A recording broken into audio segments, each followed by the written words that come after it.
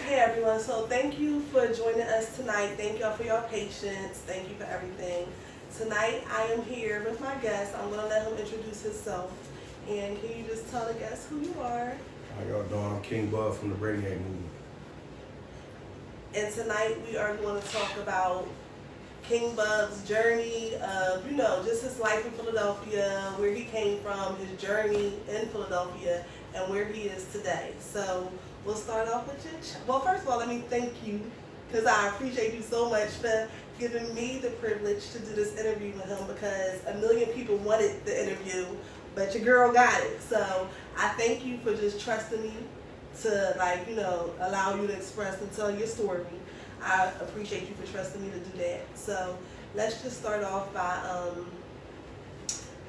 just taking a breather, first of all, thanking God for allowing us to be here.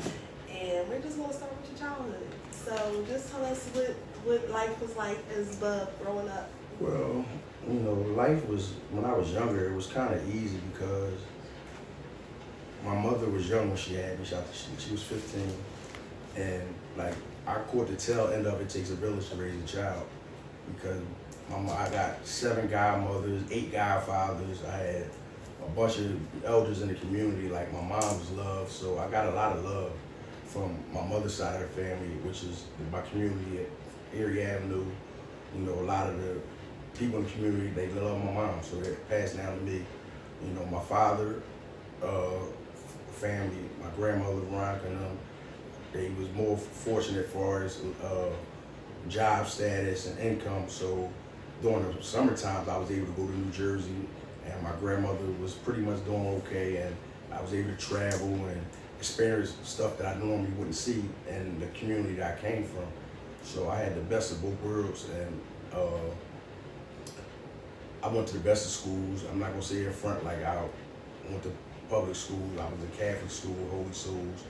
At 19 Watauga, I went to Rhinehurst Elementary School, Farrell, Wilson Middle School. Was afforded a great education. So, even though my mom was young when she had me, she still made big dog decisions and set me up for success and made sure I educated myself. And, I was a straight A student. I don't know what a B looked like. I just had behavior issues outside the classroom. So, to this day, I'm academically smart. I've been through the streets. I don't think I'm street smart because I never won in the streets, but I've afforded both sides of the law, both sides of the coin. So, And I think that's typical. That's something else that a lot of people don't talk about, because when you're smart in school, a lot of kids get bored. You know what I mean? So it's like, what's next after this? Because you're kind of like above everybody else in your grade. So it's like, what's next? So you were raised in North Philly? 1900 Park. That's where I'm originally. That's where I'm from, Erie Avenue. But I lived, grew up down 16th and Allegheny. Frankfurt, my mom moved up there in the early 90s. So, if you see somebody from Frankfurt, they may say, "Oh, that's Jerry," and you think I'm from Frankfurt. That's based on what somebody called me, you'll know where they know me from. Right. Frankfurt, everybody knows me as Jerry. Erie Avenue, Bub. Prison, Erie Avenue Bub, or Stacey Gambino's son. And just a special shout out to Stacey Gambino, because he's not my biological father, and he made a name in prison, and everybody knows the body snatcher. And I was 15 when I went upstate, and I was afforded a luxury most teenagers don't have. I was welcomed into the prison system with open arms, and everybody knew that's the body snatcher's son. He put his name on me. And my community, my old head Sean Bell, Black Sheep, my old head Manny Strong, rest in peace Bobby Dance, my old head David Jackson, DJ, my old head Bird, Terrell Higgins from 19 Pacific, my old head Basil Ali, Spud, and many other men. If I forget anybody, I apologize, but these men were made. They were names, and they had a reputation of not playing with people. So when I went to any prison, or I would land on the compound, these names followed me. Oh, you from Ariana? That's Stacey, that's DJ Youngboy. So it was like a little hesitation, like he come with too much. And for me, it did me a disservice, because I knew the reputation of the people that I had stood behind me. And then I did things that I shouldn't have done, or I disrespected men I shouldn't have done. I bullied people I shouldn't have bullied because they feared who I had behind me. Right. Right. So, and you said somebody was like a father figure to you. Stacey Thompson, you know, he's a legend from Erie Avenue. They called him body snatcher. He was a boxer. He held the belt for about, I want to say, like 15 years in prison. You know, he did a lot of time like me, and I used to go see him a lot. His mom used to come get me all the time, take me to see him, and he poured into me, but I couldn't hear him because I was hearing so much other stuff. Mm-hmm. And when I got to Greatesford, as soon as I got into the downstairs in the receiving room, Keon Abbott, another boxer from South Philly, you know, who went to jail young, he met me in the receiving room. He said, hold on, go in this room, separate me from everybody else. And within 5 minutes, Manny Strong, Anthony Harrell, and Stacey Thompson came in the receiving room with a bag of stuff, sat me down, and talked to me. And he basically said, I didn't want this for you, man. Okay. He said, you chose this. You didn't have to have this, bro. You know, the crimes you were committing and the things you were doing with the people you were hanging with, they needed that. You already had that. So we want to get to that. We just want to, you know, gradually get there. But as the childhood, so what type of child were you? Like, you told me you were smart. What about sports? What about school? You know, well, neighborhood? You know, my neighborhood, I mean, you know, shout out to everybody from my community that played ball. We basketball players and fighters. Okay. I grew up in the Nicetown Boys and Girls Club. Shout out to Mr. Smart. Mm-hmm. Shout out to Granada, my basketball coach. My Uncle Lenny Pimp. Who else is on? Forgetting. Mr. Wiley. The boxing coach, Mr. Yusa. You know, we played ball, and, you know, Mr. Smart, rest in peace, like, you know, he had a saying at 8 o'clock, I don't know where y'all going, but y'all got to go home. Right. But from 3 to 8, that place was open. You know, on his off days, on Saturdays, from 11 to 4, he made sure we had somewhere to go. Right. And, like, you know, I was on the 10-12 basketball team. Victor Thomas, that played for LaSalle, ended up going overseas playing ball. The rapper Spado, from Major Figures, little Deion Myers, my friend Mark Ross, and Zeddy Hart, a few other dudes that played on this 10-12 basketball team. We were so good that we was traveling, playing 13, 15 teams, and like we went through like a 3-4 year period where we didn't lose. Mm-hmm. And like, you know, the community stood behind us, Mohead Yacht, Porky, Fat Malik, and like they showed up to all our games. And like we had a little gymnasium and nights right there off Chris 100 Park. It's called Shane Reading Boys Club now. So most games were held at Worcester Hickman Boys and Girls Club and some of Frankfurt. But wherever we went, they followed and made sure that we had people rooting for us and cheering for us. And, you know, despite whatever decisions people make or how they living, you know, don't be judgmental, because some people, you know, still could do wrong and want the best for somebody else. And these were the men in my community. They wanted all to do well, and they showed up. Lyston Lamont, Sherman, rest in peace. You know, he made sure that, like,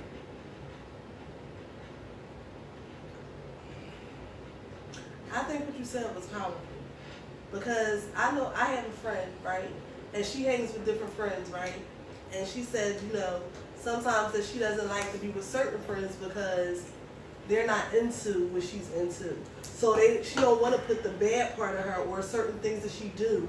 She don't want them to be impacted by it or see it. So I completely understand when you say that. I understand it. So growing up, a lot of previous guests that I had said that their neighborhood, their old heads, their OGs was very influential in their upbringing. So what do you feel like the impact of those, you know, did you think that like they would try to deter you from doing the wrong thing, encourage you, or prior to me making the decision to throw my life away, these men that were in my community that was doing wrong encouraged me to do right. Okay. And once I made the conscious decision, I ain't trying to hear, I'm doing this, they gave me what was best for them, which was, you know, what they knew, which may have been wrong, but they gave me the tools to succeed in the lane I was taking. So basically, if you want to do this, this is how you want to have to do it. Right. So, okay, let me see. And you said you played sports as a child? Yes, I too? played basketball. Not for my whole life. I played football for the Nighttown Steelers, and then my mom moved to Frankfurt. I played for the Chargers, but I'm lazy. I wasn't a good athlete with football. I ain't want to tackle nobody. I was too pretty. I ain't want to get dirty. Oh my God. You know.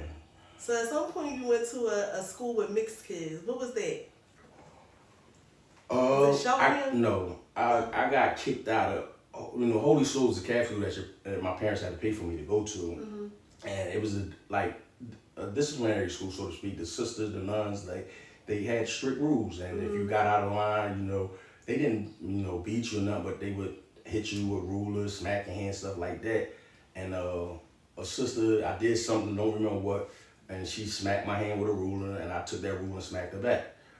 And that was it for me in Catholic school. And my mom had emergency transfer. Only school was available for me to go to was Whittier down Allegheny, and I went there for like 2 weeks. And my mom said, "No, I can't have you in this type of system."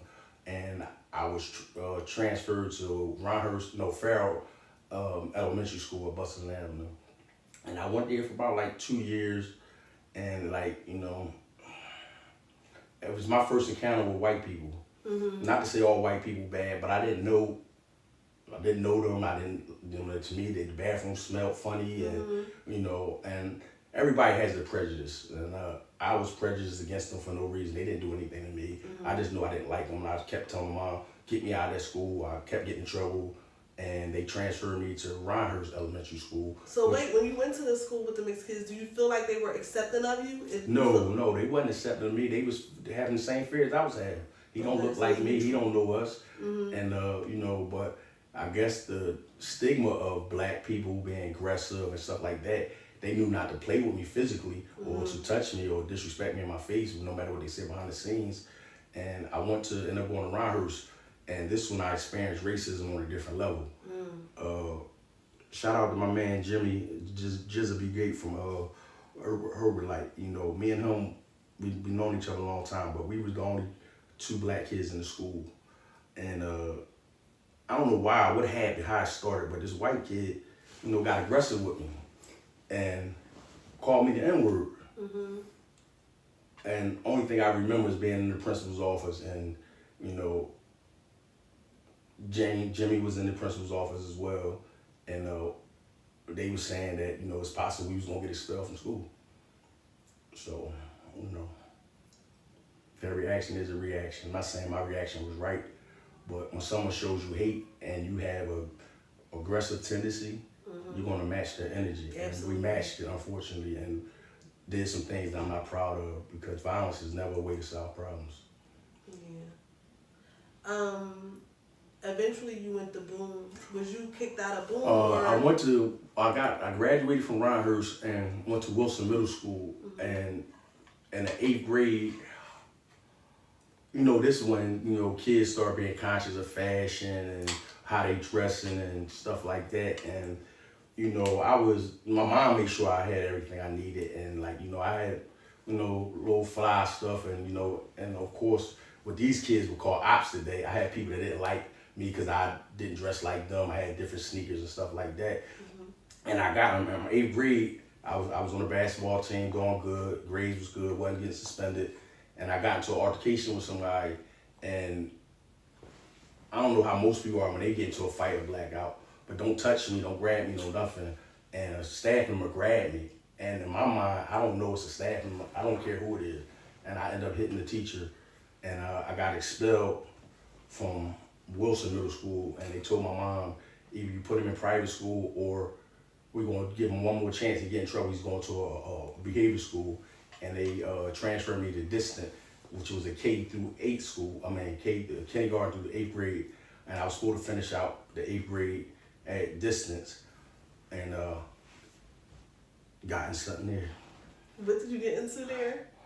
Well, I don't want to say her name, but it was a white girl that found me attractive, used to play with me, write me notes, do my homework and all that stuff. Mm-hmm. And it wasn't no attraction to me. I'm like, Right. you know, can you do my homework? Thanks for whatever. doing my homework. So, you know, I was in an auditorium and I had a girlfriend I was talking to in the school that I thought was my girlfriend or whatever. And the white girl was playing with me in front of her. I'm like, yo, what you doing? Stop. And I pushed her hand and like she swung on me and she had rings on her hand and I got a cut on my eye right here and it hit me and I didn't know it was cut. I just looked like yo, you Trump, don't do that no more. But then I felt it and when I seen I had blood on me, it was the first time I put my hands on a female. And that was, once again, violence is never the answer, but if that's all you see when you come out and you get to a level where as though you're frustrated and you don't know no other way to communicate and like, you know, this is a predominantly white school, predominantly white staff. You know, they didn't do anything when they seen her hit me. They didn't do anything when they seen her do what she doing, bow me. No staff said nothing. But when I responded, all the staff had something to say. So I was suspended for 2 weeks. They had a big meeting and let me come back to school. So I got back to school and while I was gone, you know, people calling me, telling me stuff. So soon I came back to school, some people like, yo, that girl had people up here looking for you, this and that, third. I'm like, I ain't worried about none of that.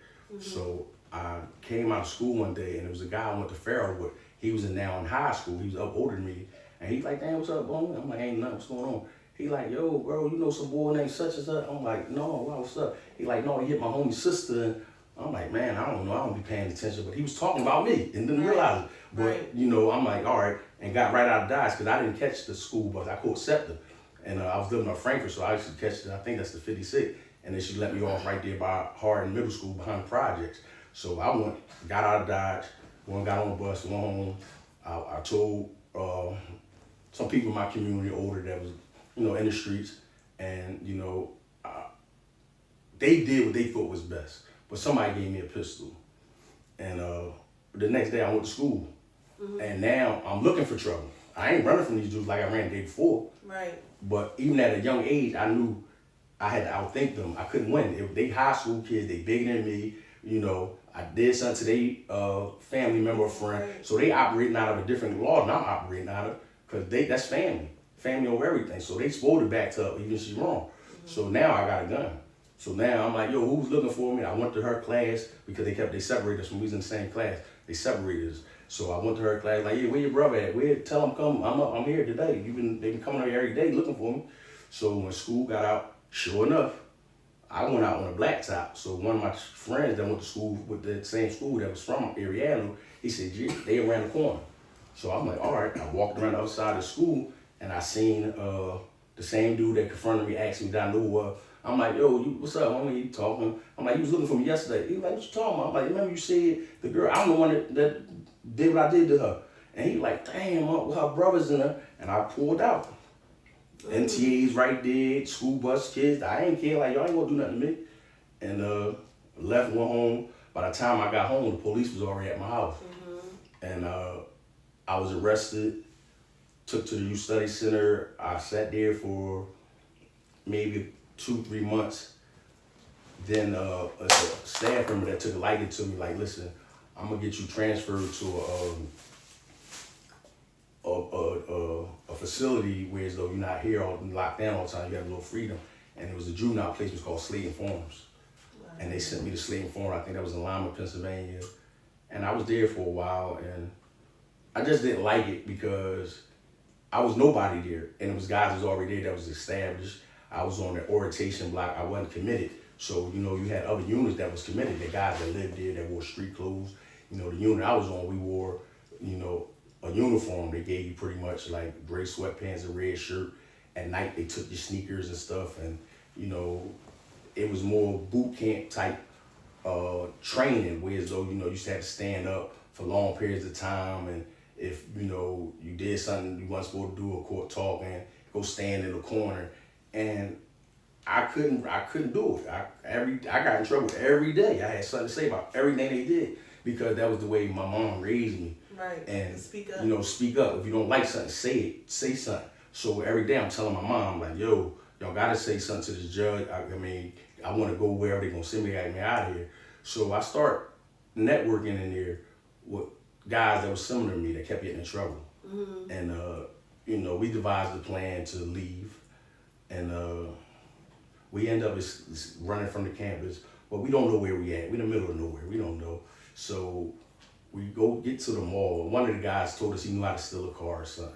And we got there, he didn't know how to steal a car. He just didn't want to be left behind. Right. So one of them, somebody ended up flagging. They seen lights flag the car down. And this is how bad our luck was. It was a cop. And when I realized it was a cop, I ran into the woods. Now I'm in the woods, don't know what to do, where to go. I don't know.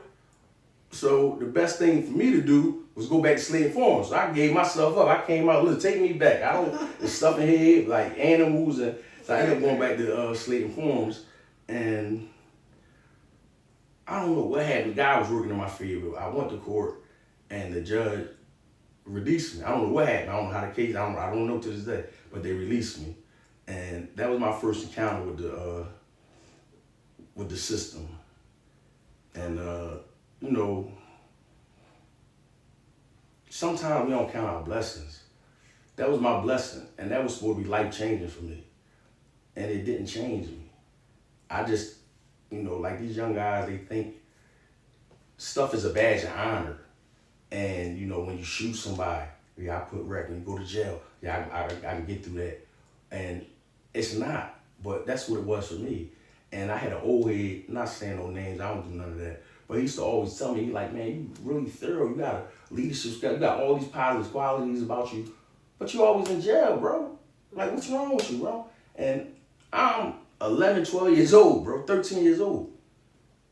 I ain't supposed to know nothing about no prison or jail, juvenile placement judges, 1801 vine. I ain't supposed to know nothing about none of that. Right. And my family did the best they could to make sure I didn't have to make these decisions. And a lot of my friends from my community, rest in peace, little Jamil, rest in peace, little Larry, little Richie, you know, Sadat. A lot of these guys was forced into the way they was living. Mm-hmm. And they were my friends. And I was making decisions based off being a follower. Although I thought I was leading, I was following prime dudes doing stupid stuff when they was operating out of survival. Right. When my mom got up and worked every day. My grandma worked every day.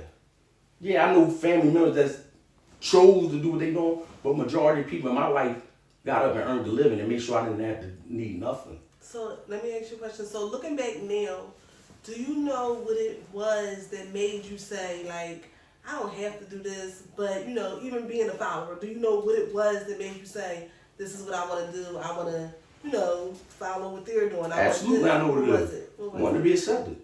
Okay. Being a follower. Okay. Wanting to be accepted, bro. Instead of embracing my individuality, like Wallow say every day, embrace your individuality. Mm-hmm. I wanted to be like them instead of like me. Instead of impacting their lives and changing them for the better, I allowed them to change me for the worse. That's deep. That's deep.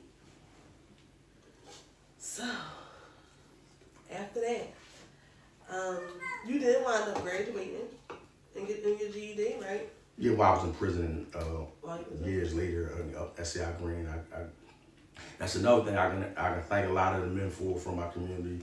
No matter what prison I was in, I wasn't allowed to sit around and play poker again. They made sure I was in the education building. They made sure I was in programs. Even if I didn't apply what I knew, they made sure I went there.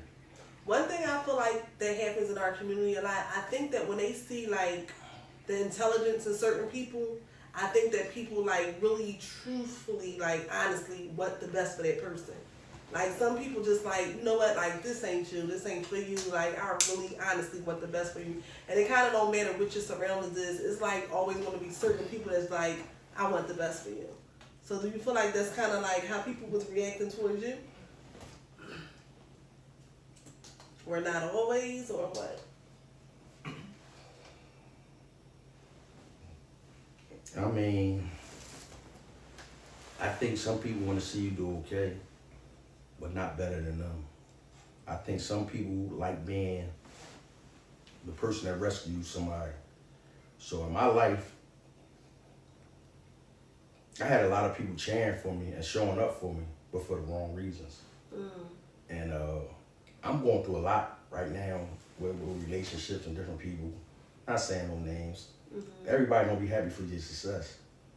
And if they're not included into what's going on, they feel left out. They want to be judgmental instead of just clapping their happy for you. Because I went through a hardship when I came home. I had a mental breakdown. I was homeless at a time. I was living in a shelter at a time. And if I name drop the people that I know, I was never supposed to be in these situations just based off, no, I know him, I seen him, and you know, and I had relationships with people, bro, tight relationships. And I was loud, they let me fall, hit the ground, bro, hard. But I thank them, bro, because they taught me a valuable lesson. And I gotta thank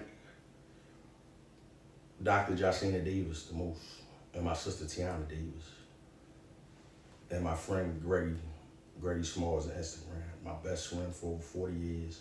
Those that know, bro. Everything I went through, every hardship, every misunderstanding, every disrespect I threw towards them when I was going through that I was going through, I can't explain it. I don't know why I made decisions I made. I don't know why I hurt the people that cheered for me or wanted me to win the most. Like my little sister, man, like, she's not my little sister. That's my big sister, man. Tiana and Teresa on Instagram, that's my big sister, bro. She been rescuing me since she was a teenager, bro. Every crisis I don't care what I go through in this world, who I hurt, what I wrong, she stand with me, bro. She give me hell on an individual basis, but ain't nobody gonna play with her brother. And she gonna show up every time, bro. Every time, bro. And we go through what we go through because, she's the little sister and she like a parent for the most part. She's been forced to be a parent because I grew up in prison her whole life. So she always had to make decisions for me. And I rebel against her sometimes. I don't give her enough credit and I fight her because, when you grow up in the system, a lot of times you're told what to do all the time.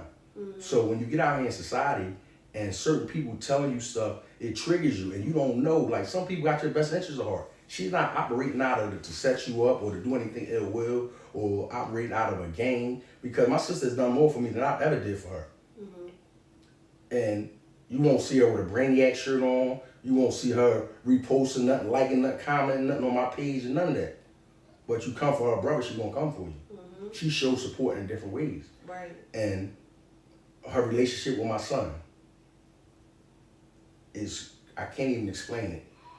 And I'm private. I'm not gonna really talk about my son, but he loves his aunt.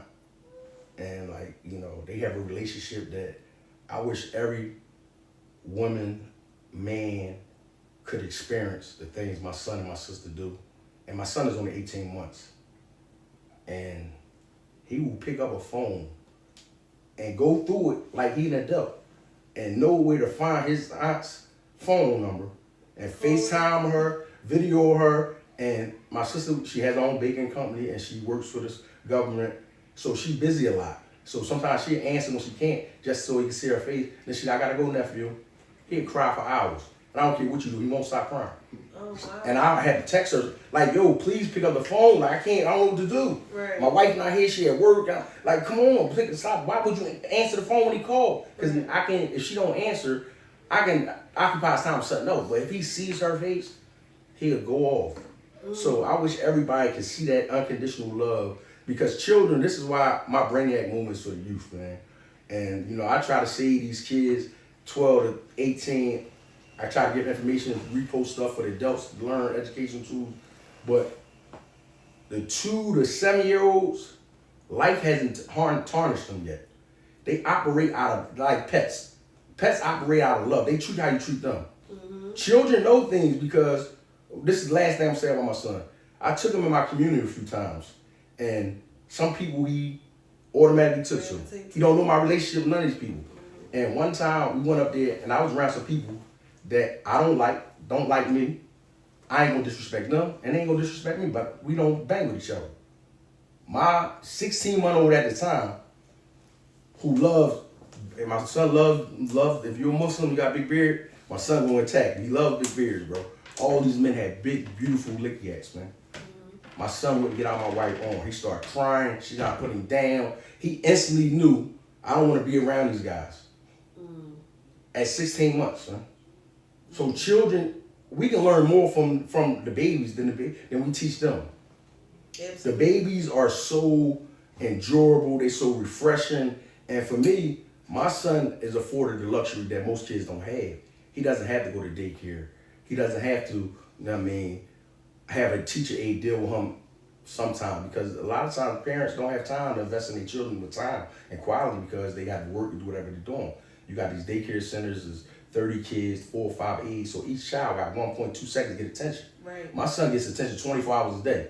He want what he want, he's spoiled, he don't understand what no mean, and that's the way it is. He gonna get told yes, whatever, I don't care what it is. If we want it, he getting it. Right. It ain't right, no, it ain't right. But he minds, and I raise the way I want to raise it. Exactly. And he's developing the way he's supposed to develop. My son uses the bathroom. Normally, he tells you. He know how to say no. When he's hungry, he know what to do. He just on the system. He eats clockwork every day, the same thing. And I ain't got to go do it. He's automatically gonna let me know because he's taught in a system. It's consistent, whether he's with his mother, his father, his aunts, his uncles. The village that doesn't exist in my culture anymore. My son has that village. Right. And everybody pours into him. You know, he don't just have aunts and uncles. My son has more friends at 18 months than everybody I know in this world can ever have. Right. Everywhere he goes, he makes an impact. I call him the mayor. My wife calls him Tiny Tornado. Everywhere he go, he steals somebody's heart just by being himself. And it's what he is around. And I met a lady a long time ago, Miss April James. She's from Harrisburg. And she had a great impact on my life. And I hope she's doing well, because I lost contact with her. But I met her by accident in Dauphin County. I was out in Harrisburg, did some nut stuff, got arrested. And her son was in a pod. That's how God works. Her son was in a pod next to me that was actually the restricted housing unit, which is the whole. And he needed somebody to make a phone call for him. And I don't know nobody out Harrisburg. I'm from Philadelphia. And I just happened to walk past and I heard him. I'm like, damn, what's up, bro? He's like, yo, can you call my mom for me? I'm like, no problem. He gave me a message. I called the lady. And in the process of the conversation, she's like, what's your name? I told her my name. She's like, okay. Nothing of it. I'm in Harrisburg. Don't know nobody out here. They visit time. They call me and say I got a visit. I'm like, who come to see me? I don't know nobody out here. I go out on a visit, and I'm looking. I don't recognize nobody. It's a lady with a suit on knocking on the window. And before this, I didn't know who Michelle Obama was. But she carried it like she was Michelle Obama. Right. And she said, you such a, I'm like, yeah. She's like, thank you. I appreciate you calling for my son. And she went on to tell me, I mean, she worked for Mr. Ronald Waters, who did a lot of, he was a state rep out of Philadelphia. He did a lot of work down British with the men. He started the FAT program that a lot of the men out here from Street Talk, Shannon Robinson, Nicetown Ike, all these guys that are working with the youth doing what they're doing. They was a part of that movement. Mr. Shakur that just came home from grade for doing 44 years. You know, these are the men that helped change Wallow 267 life that a lot of y'all follow. He gives out a lot. They helped change his transformation and help him. But she started telling me everything she done, and I said, why you come see me? She said there was something about your conversation that I knew I had to get in your life. And she was a very Christian woman. I'm Muslim. I grew up in the Nation of Islam. I don't know nothing about, I know Christianity because I learned it, but you know, religious-wise, we didn't have nothing in common. And everything, she was throwing that Bible at me. And I'm looking at this lady like she crazy. I'm like, yo, I ain't worth for your time. And she stayed in my life. I call her my worldly mom, right? And I used to write her all the time. She used to come see me all the time because she had clearance, whereas though she worked for prison side, so she can come anytime. And while I was at Harrisburg, Dauphin County, my family, Philadelphia, I wasn't getting many visits. She made sure she came to see me 3-4 times a week. And then I asked her once, I said, why you don't go see your son like that? She said, because my son is going through a crisis. He's not ready for this type of conversation that I can have with you. And she started working on me. And she told me something that I didn't understand that was very powerful, bro. She said, the only thing that can eradicate hate is love. And she said, the energy you give me right now, I need to love on you because you got too much hate in you. And this was many years later, after I entered the prison system when I was certified as a adult for getting convicted of third-degree murder. So I went through a bunch of traumas before meeting this lady. Right. So she worked on me and worked on me, and I didn't know nothing about journaling. I didn't know nothing about writing my thoughts down. And she said, when you write me, I see something different from you. I said, what you mean? She said, one day you're going to be a powerful writer. And I looked at this lady, I said, Miss Jane, you crazy? A writer, an author, or what? You out your mind. She was right. We won't get to that. She was definitely right. I got to thank my Uncle Nicky. We don't got a good relationship, but when I caught my crime in 1994, got certified as an adult, he sent me a book called Makes Me Want to Holler by Nathan McCall. This was a man that went through some trials and tribulations, did prison time, educated himself, came home, started working for the Washington Post, and wrote a book called Makes Me Want to Holler. If you don't know that book, get it, bro. Get that book, Makes Me Want to Holler. That gave me my love for reading. And I'm well read. I read whatever you can think of. I'm not reading no hood novels, nothing. I'm talking about like stuff that can impact you, bro, that you can relate to. You know what I mean? Like, you know, they don't call me the Brainiac for nothing, bro. But I don't want to offend nobody about what I know, because some people take offense to you being smarter than them or whatever the case may be. Well, I started reading a lot, and I didn't know I was programming myself to be a writer based on what the information I was taking in, because it educated me in a different manner. And when this lady told me that, I thought she was crazy, but she said, your letters for where you come from don't speak of a kid that grew up in an urban community. You know what I mean? The words you use, like, because in prison you got a lot of time on your hands, so, you know, everybody in jail walking around with 10 books. Everybody's smart, everybody got dictionary, everybody playing Scrabble. You know, it don't count here. Cause I know a lot of jailhouse brainiacs come out here and can't win. I was one of them for a long time. I did 28 years on the Stormy plan, and I ain't never got no real money on the streets. I did a bunch of lunchbox charges. Went to jail for nothing. I wasted 28 years of my life for nothing. Volunteering to go to prison, bro. But we're going to get on that, the 20, how many years? 28 collective. 28. All right. So for that long stretch of bid, we want to get into that situation. So what happened with that? Like, just share what happened with that long bid. Well, I don't want to go into details too much, because those that know, but I don't want to open up no wounds for people that still dealing with the trauma. You know, a lot of times, you know, people just see the victims, but they don't see the effect your crime had on the victim's family. You know, and unfortunately for me, I didn't hurt an enemy. I hurt somebody that was very close to me. And my case was an accident. You know, I'm not no, you know, I've done some gangster stuff, but I'm not no gangster, bro. And I made a mistake at a young age doing some irresponsible stuff, and I cost the life of somebody that was close to me. And the system failed me, because I wasn't supposed to be certified as an adult. But in the state of Pennsylvania, when you commit a crime that leads to someone's being unalive, it's automatic. And my family was ignorant to the laws and trusted a lawyer that was doing the best she could, you know. Yeah, a public defender? Initially, yeah. Okay. And they didn't put in emotions to get me decertified or explain the details. Like, this wasn't murder. This was kid. Like, I was 15. Well, you don't have to get into details, but some of the people don't know the situation. So just tell them, like, what it was. Like, I was playing with a gun and accidentally shot my friend. Yeah. My big bro. I mean, like. Yeah. I got a story in my book, Let the Walls Talk. They're called Tragedy Strikes Twice. Because people don't know what you go through in the system, but not only did I have to deal with being put in the system, my liberties taken away at a young age, not knowing what I'm getting into, I was dealing with a pain as well. I was mourning, and not an environment to mourn, because I took the life of someone that I love by accident. It wasn't intent. I had no malicious malice. Like they say, if you know crime laws, first degree murder, malice, intent, criminal intent, second degree murder, intent, third degree murder. What separates it is malicious intent or malice. I didn't have malice. I had frustration with my friend. And I was engaged in that activity that children shouldn't be engaged in. And one thing they lost sight of, no one's at fault. We all make mistakes. I was the youngest person in this room. The other men in this room that I was in when this situation took place were adults. And it's something that's overlooked. But I don't point fingers at nobody because I shouldn't have been doing it. I knew better. And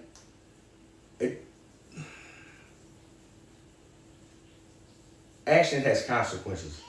And this is why I want you young fellas out there to go follow Wood the Mentor, man. Wood, G-R-A, on Instagram, man. You know, that's my friend, that's my brother. I walked the yard with him when we were unchanged, before God, Allah, Jehovah, whatever you believe in, did his miraculous work on us and changed our lives and put us in a different platform and a different level of understanding. We were savages, man. And when I seen what he was doing out here, because we lost contact with each other, I came home before him, it blew my mind. And then I went in the bathroom, shut the door, and I looked at myself. I said, dang, I'm Wood, Wood me. We both were saved, and we both on the same mission without no communication with each other, just trying to give out information. I will never tell none of you kids what to do. I'm only gonna show you the consequences of your actions by telling you personal stories, not nothing I heard. I'm not gonna bring no names. You can go around this city, every neighborhood, they know me or know of me. But I'm gonna talk about me, what I did wrong, or what affected me. Not what affected the communities. I'm gonna tell you everything I did and the repercussions for it. And you don't wanna be like me, you wanna be like yourself. But I'm gonna give you examples of what can go wrong. Now, you make this decision because I know if I knew the time, the crimes I was committing carried, I wouldn't have done them. I would have got a job because the working man is not a sucker, bro. The working man go home every day. He has his liberties. He's free to do what he wants. He has his family. He's not looking over his shoulders. There's exception to everything. A working man might get shot, robbed, and all that, but he's not exposed to the elements that the kid is in the streets doing wrong is exposed to. He doesn't have ops. Like, I don't even know what that is. What do you mean you got op? Right. What is op? What does this little boy do to you? What does this little girl do to you? I see Instagram, and I don't like y'all stuff, but I see all this drill stuff, all these fights, and I don't know, it's gonna come to me. I was watching something, Gilly was having a conversation with somebody, and the kid said, and I believe this kid is unalive, it'll come back to me. Matter of fact, what's his name? He connected to Lil Durk. He real popular, King Von. Mm-hmm. King Von said, man, the most issues our youth is having can be solved with one conversation. Mm-hmm. He was saying they don't know how to communicate. And the communication is so messed up out here because for the most part, I can relate to most of the young guys out there. I know what y'all is. I was once y'all. And when I ain't want to hear it, I ain't want to hear it. But a lot of the men out here abandoned their posts. A lot of the elders out here gave up on these young boys because either they don't have the time or what Ice Cube say at the end of Boys in the Hood, either they don't know, they don't care, and something else. The three things he said. Don't care. The last one was don't care about the kids growing up in the hood, something like that. And I don't know how long that Boys in the Hood was the movie I grew up watching as a child. I wouldn't recommend it for nobody. I don't recommend nobody watching no violent movies, none of that stuff, because when you're young, it's impressive. And it becomes a part of your wave. This is why you kids out here doing what y'all doing, because y'all listening to drill music, and most of these people not living like that. But it can have an effect on you. It can be a pressure. My son seen me do something one time. He remembers it, does it instantly. So if you constantly listen to things that's negative, and I tell people all the time, I don't work for the trash company. So I don't take trash in. I don't watch reality shows. I don't watch most music. You know, I listen to Jadakiss because he's more relatable, and you know, he's not out here, you know, giving y'all something that he ain't lived or been through, and he's out here making a difference. I listen to Like Jenner's first album because he don't know the impact he had on my life. Like Jenner's helped me get through prison, bro. Because he was my motivation to know I can come home and be something, because he went through the struggles. And he has a song called I'm a Stick-Up Kid. And one of the things when that song that stood out to me was he said, have you ever seen a man digging in an ashtray? It's a humbling, crumbling sight to see. I'm doing bad. And the narrative of this song was he couldn't get no help from nobody. And it motivated him in a negative manner because the people that wouldn't give him help, he became making them victims. He became a goon. And every neighborhood is known for something. Whatever. Area Avenue, we known for taking money. We known for robbers. So that song affected me. Right. Because it was, yeah, this is what I do. We would snatch an earrings 6, 7 years old. You know, going to Mike's. Area Avenue. Mike was legendary jewelry store. You know, my little homie, rest in peace, little Larry, was 12 years old, taking diamonds, and he get caught. He start crying, doing all, and they let him go. I mean, so, you know, the culture is messed up, but we was able to get away with a lot of things that we shouldn't have, and the elders in our community, they gave us the best of them, but it wasn't really the best for us. They gave us what they knew. So a lot of times people judge, Bub wrong, Bub teaching him. I'm teaching him what I know. It may be wrong, but it's what I know. So, you know, I don't pass judgment on nobody. I mean, at one time, I gossiped, I backbit, you know, I judged people. But you don't know nobody's story. You don't know nobody's education. And, like, you know, like sometimes I have to dumb down in conversations I have with people because I don't want to offend them because of their ignorance. But I hear some dumb stuff, bro. Like, you know, now, unfortunately, my phone is on Do Not Disturb all day. I selectively pick and choose who I talk to because when you take on other people's prime or listen to other people's prime and you got your own life to live, it can weigh you down, man. Absolutely. I don't know if you ever walk past a person, right, and don't know from scratch, they never did nothing to you, and you instantly don't like them. I'm not trying to teach y'all my way of life, but I believe in energy. I believe in spirits. I believe in demons. And, you know, everybody that's religious, y'all believe in hell and earth. I mean, hell and heaven. And the afterlife, it's a hell and heaven on earth, too. You got angels and you got demons. And the devil is busy out here. And y'all need to realize that Shaitan was once an angel. And it's his job to distract you. It's his job to knock you off your square. And he will never come into the form. Shannon Sharp, I don't know who he was talking to, but on his platform, he spoke about the devil and what the devil looks like. Everybody has this vision of fire and horns and all that. Sometimes you can look in the mirror and you see the devil firsthand. It's you. The devil comes in many forms. He will never come in the form of a devil because you will be aware. He will use other vessels, be it strangers, family members, you know, drugs, alcohol. He would use many different avenues to affect you, bro. And unfortunately, we living in a society where the devil is winning, bro. I mean, a law is losing out here because it's more negativity than it is positivity, and it's more support around what's wrong because what's wrong is deemed cool. Drill music is killing us, bro. My son is a rapper, and I haven't told him directly, but I've had other people mention to him based on the energy you're putting out there. Because it attracts that type of energy. You know, you saying you catching bodies and you doing this and doing that, you putting out an energy. And I don't know if anybody familiar with Black Mafia, Mr. Noonie Mills from Black Mafia, rest in peace. When I was a kid integrated for the system, he told me something. He didn't know me, but he knew Stacey Gambino, and he made time for me. This man ran grades for prison. Like Noonie Mims was somebody you probably never witnessed again in the prison system. He told the staff what to do. And he said, young man, he said, you're 15 years old. You get ready to go through a lot of stuff. But you ain't never got to worry about nobody doing nothing to you. But I'm going to tell you one thing. Whatever you stand on, whatever you call yourself on, somebody going to call you on it. When they made one gun, they didn't stop making two guns. When you was born tough, there's someone out there that's just as tough. And me personally, you can ask, make phone calls. I bullied the bullies, man. It excited me to go at people that thought they was tough. Like every name I got, I didn't give. One of my names in prison system was Unbreakable Bub. Cause I made it my business to whatever I attacked, I broke them up, bro. I ain't had to use no knives, none of that. And it was don't make it more than what it is, cause the jail gonna crash about it. And all this is not nothing to glamorize.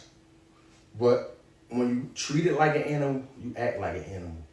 When you deem a man hopeless, he gonna act like he got no hope.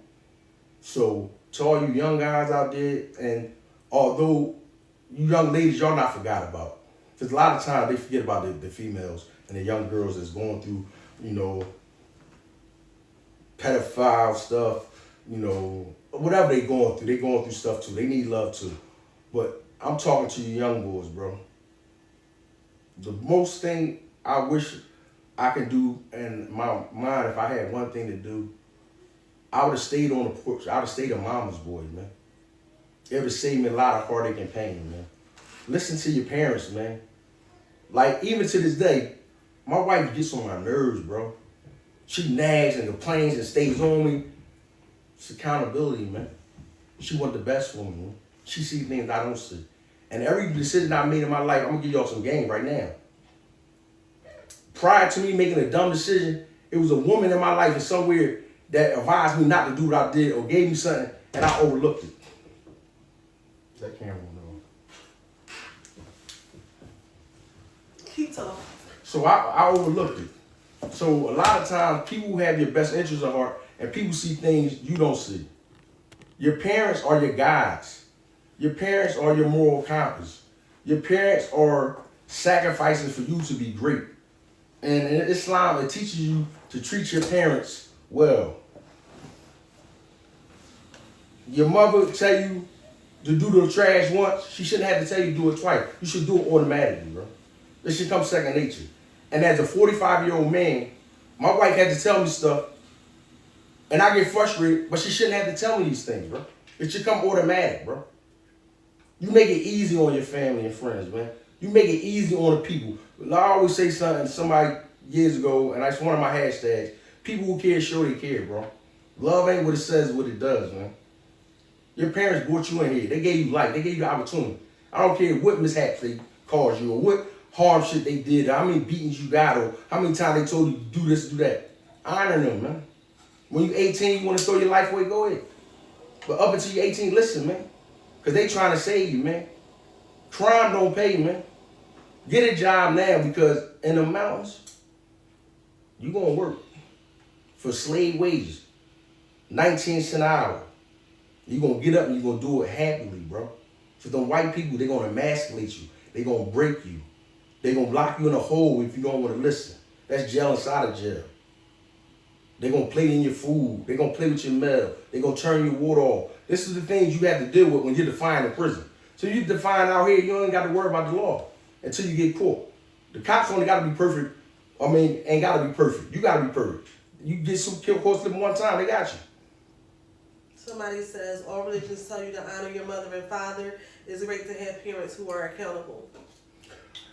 And a lot of time, the parents get a bad rap because their information, there's no manual to teach you how to be a parent. Right. You got a lot of people in our community, their big mama's not in the house no more.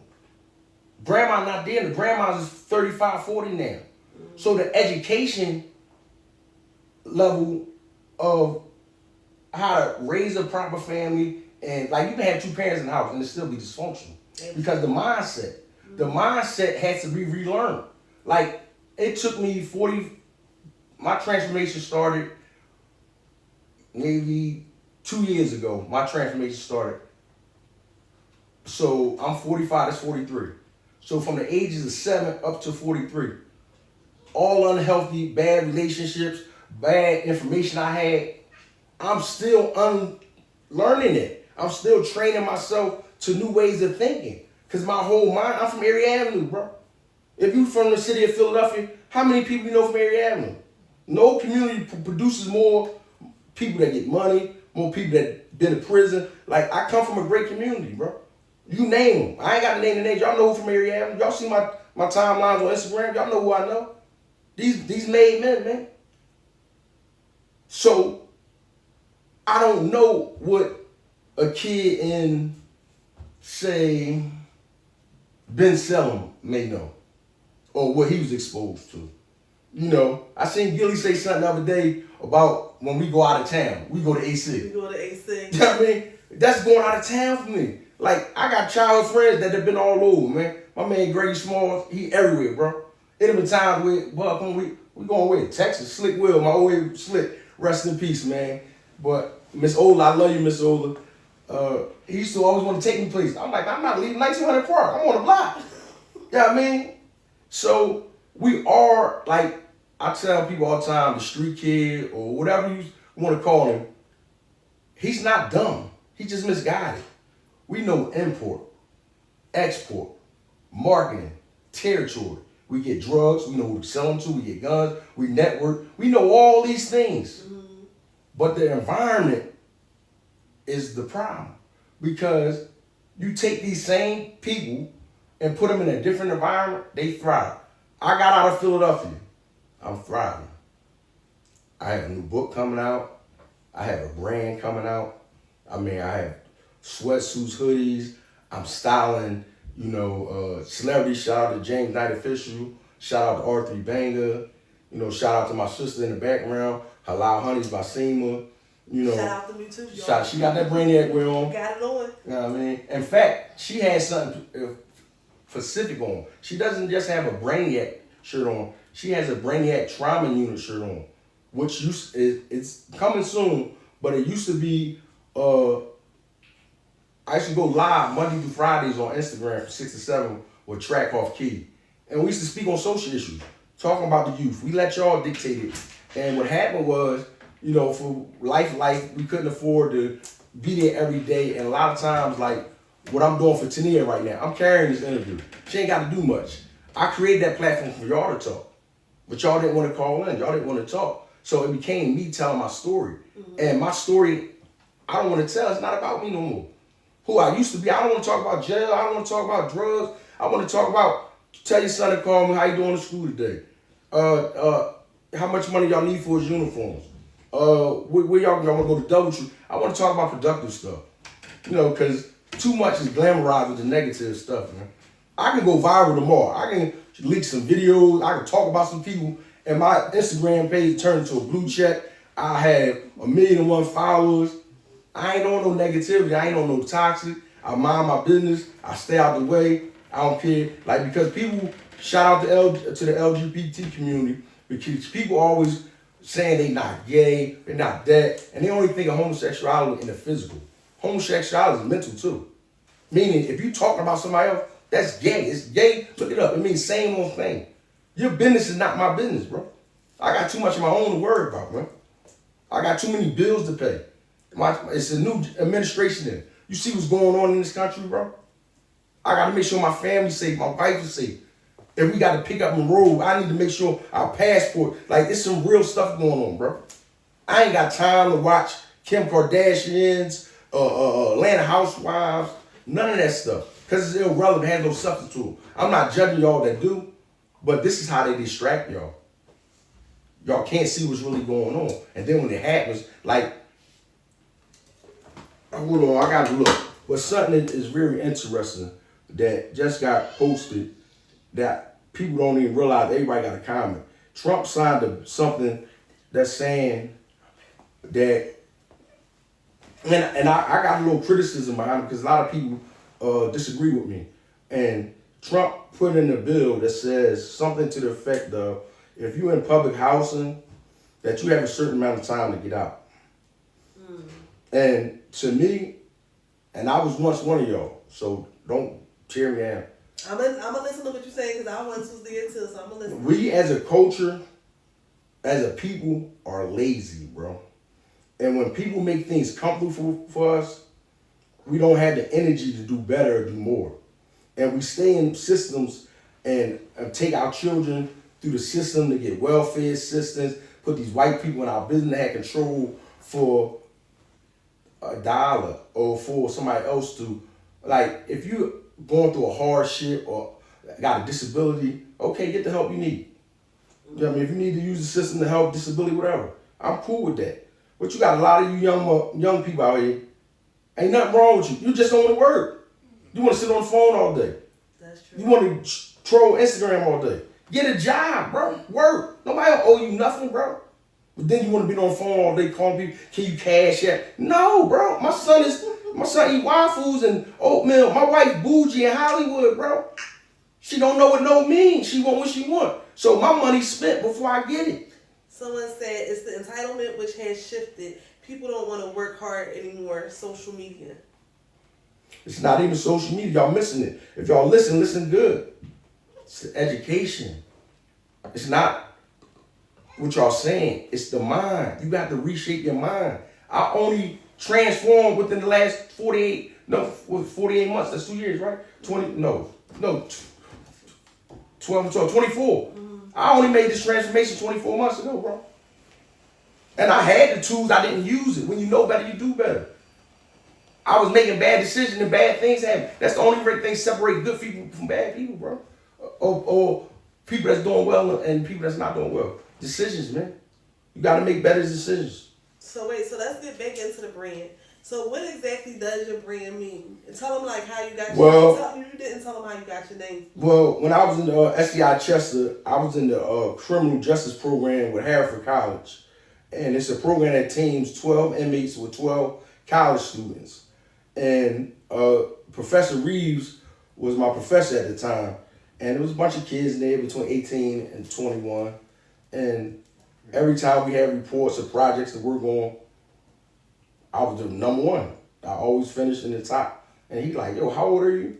And this was, I want to say, 2016. So that's, how many years ago? 9? It was 25, 16, 9 years ago. So 9 years ago, minus 45, I was 36 years old. So at 36 years old, I was running circles around. And then Hartford College is pretty much a affluential school for people Caucasian descent. It's a lot of white people in there. And, you know, they grew up academic and all. I was bashing them in their head every time, cracking them. And he was like, man, you're a Brainiac, man. So that became my nickname in the group.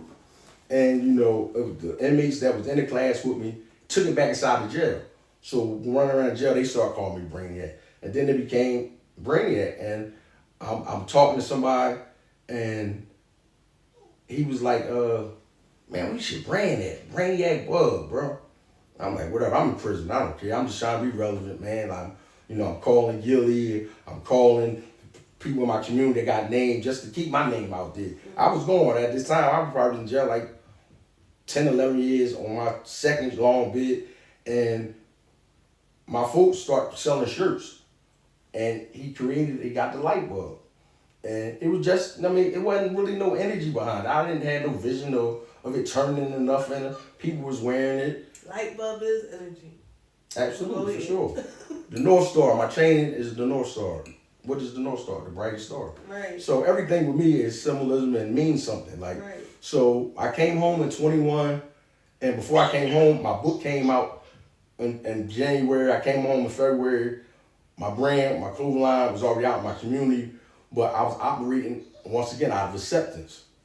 So I did myself a disservice because I didn't have the mindset of a businessman. I had the mindset of somebody that wanted to be liked. So I flooded my community. Everybody had Brainiac Bub shirts on. Everybody was loving me, but my bills wasn't being paid. I was calling people to help out financially.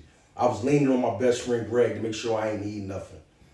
And as any man, no man wants to feel comfortable with another man taking care of them, even though you know this person got your back.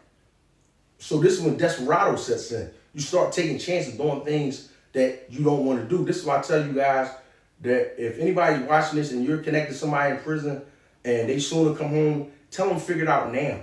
Don't wait to get here to figure it out. Don't count nobody else's money. Don't count nobody else's platform, because everybody's life is out here lifing. People want to help, but some people ain't got the opportunity or the time to help. So don't get out here waiting for somebody to help you. So you know what? That's one of the questions that I often ask too. Like, when you were incarcerated, you had a plan. Did you I had a plan when I was incarcerated, but it's a new world out here. Mm. Like Mike Tyson, everybody got a plan that they get hit in the mouth. Mm. I came out here and got hit in the mouth. Mm. And I didn't know what to do. Because in jail, I would, if I can call myself one person, no politics involved. In prison, I'm like Jay-Z. Okay. Any jail you go to, I'm in the top of the pecking order. Mm-hmm. And it's a structure. You know, like when I was living wrong, I capitalized financially. I made a lot of money in prison. I never benefited from it. The people that was connected to me on the outside had a good life. Whatever female I was dealing with, she had everything she needed. You know, my point man, you know, whatever they needed, they was able to live a certain way. Commissary, I didn't need commissary. I had stores, I gambled. So money was irrelevant to me because they dress you in jail. They give you browns. You know, you get a pack of cigarettes, you get 3 t-shirts, $80 sneakers, certain sneakers. You wasn't wearing Louis and Gucci. So everybody in jail is the man. You can't separate, you can't tell who, everybody look good in jail. Right. I mean, everybody healthy for the most part. Everybody, got a job. So even if you don't have no outside support, you able to, like me, I had a regular job. I was a basketball referee. I was a football referee. I was whatever sports there was, I refereed because they paid you. So my monthly income off of jail was probably like $300 a month off the jail, which equivalent out here would probably be like $10,000 a month. And I didn't spend no money because I didn't have to. You know what I mean? So I stacked and stacked. And I was able to, when you in position to help yourself, more people are willing to help you. If you in prison call out and say, yo, I need something, and you got money behind, like R3, he in the background. I met R3 in jail. He came to visit me with a friend of mine. If he want to say who, he can say. But I called him, I said, yo, I want some shirts made. R3, now this is crazy. Before the light bulb, R3, that man right there, created my first shirts. And I called him, and R3, what money did you use to get the shirts made? It's mine. I paid for it. And why? Cause I was about it, man. I feel like you was real genuine. You mean even though I gave you my Ray-Bans, like you was in Yeah, let me tell y'all something, right? See, once a bully, always a bully, right? Like, this is how messed up my mindset was. I didn't know this kid, right? But me, Hollywood Him, we was at Chester. So Gilly was on the phone with Hollywood Him, they talking. So he like, I'm gonna come up there and see Bub. So long story short, R3 Brainiac comes in the living room, and excuse me, my son is interrupting, he distracted me. But I come in they come in the visiting room. The first thing I see is R3 Brainiac and his glasses. I'm like, I'm getting them. And this is my mindset. I don't even know this kid, but I know he come up here to show love. And I said, I'm getting them. So I'm shooting jokes all throughout the joint. I'm shooting jokes. So, I holler at Gil. I'm like, yo, Gil, I need you to get them glasses off the young boy for me. So, long story, he ended up giving it to me, though. Just off energy. He give me the glasses, man. And me and him, we've been solid ever since. And I'm just thankful to have him in my life, man. No, but I'm going to say this, right? Even meeting you, because we just recently met, right, through Wood. And I will say, he a man of his word, and he got connections. And you can tell when a person is genuine because, like, one day we busted up and he like, follow this person, they gonna follow you back, they gonna do this, they gonna do that. And I'm like, yo, these people, like, he a man of his word, so he's very credible. I will say that. He's very credible. And y'all know me now. I'm not vouching for nobody unless they can be vouched for. So he is a credible person. I will say that about you. He links people, he connects people. He's that person. He is. I'm not just gonna put that on anybody. They know that. Well, I found what I was looking for. About the Trump thing? Hold on, give me 1 second. But, like, and anything you do out here, man, you got to put pressure, you got to apply yourself, you got to, learn your craft and put the work in, man. Like, the worst thing to be out here is somebody that's dependent on somebody to make it happen for you, man. I mean, you got to make it happen for yourself. You got to get out here. Like, Floyd Mayweather, man, y'all don't, what's his biggest hashtag? What Floyd Mayweather tell y'all? Hard work and dedication, man. And you apply hard work and dedication with anything in life, it's going to produce something. Now, Trump signed an executive order that individuals who are on public housing got 2 years effectively, 2026. You had to figure your life out because public housing isn't something you're supposed to be on all your life. It's only to get you on your feet. Now, I got a lot of comments. I ain't getting all that. But some people need help. Some people don't. But I'm going to say this, playing devil's advocate. This whole housing thing, buying houses is a scam. Because at what point do you buy a house? When you purchase your house, you pay taxes for it. Then every single year after that, you pay taxes for this land. Does it ever belong to you? Because if you don't even pay your taxes, then it goes back to the city. So it's just like. Well, I'm gonna play devil's advocate with you. All right, go Shit ahead. happens, man. It is what it is. You do what you gotta do until you're gone, man. When you're gone, they figure that shit out. Do what you gotta do. Learn the rules and the laws of whatever you in, property. Learn property taxes. Learn house and learn your mortgage. Learn your interest. If you're in lawyer, learn the rules of being a lawyer. But I'm gonna just be fair, right? I just feel like the city is playing an unfair game. His life is unfair. Figure it out. Figure it out. So that it goes both ways. It gotta go both ways. It don't. Life don't go both ways. But if it can, it can. If it's it can't. to It's why not. can't it? Because what I'm saying to you is, they can always change the rules. Whoever got the most capital can win this game. When you have your name on stuff, property, and not watches, not change. Chain means nothing. Right. It devalues after I pay for it. Right. Bonds, stocks, investments. That's what you need to further yourself. Quincy Jones died recently, right? Mm-hmm. And I thought it was a misprint when I seen that he left every letter 7 children, 80 million apiece. Mm-hmm. And it didn't say what he left his community or his wife. That's generational wealth, man. We out here wasting money on things. We produce the most capital, spend the most money in the economy, and got the least. That's true. I'm a walking billboard. I don't wear nothing but my stuff. I don't need Louis Vuitton because what value is it? If I buy a pair of Louis sneakers, I only wear the sneakers one time because I wear it again. The community or people, oh yeah, had them on. I mean, like, come on, bro, we wasting money out here. That's true. That's true. So let's get into a little bit of where you are today. But we touched on the clothing line. We still want to touch back into this book because I do want y'all to purchase this book. Where can they purchase this book? We get ready to put it back out right now. It'll be out soon. All right. So just follow along, y'all. Just follow. Make sure y'all follow him and follow me so y'all can find out when the book is coming back out because y'all definitely gonna have to read some of it.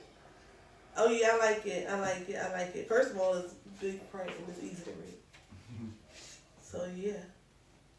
We definitely gonna have to go through this book and read it. It looks like it got some good stuff in here. I'm just looking at the titles right now, and the titles are even eye-catching and they're interesting. Tragedy Strikes Twice. I'm just gonna name a few of them for y'all to hear. Tragedy Strikes Twice. Let me see. The Cost of Loyalty. What if I read this real quick? Can I read some of this? Okay, so it says, all I could say was, damn, Bub, hold on. All right, now my vision. Okay, I was one day from being released from prison and the unthinkable happened. I was taken to security, told if I didn't cooperate with the investigation, I would lose my date. All they wanted me to do was tell on 2 correctional officers. I'll just call them CO Orange and CO Black. They wanted me to confirm the two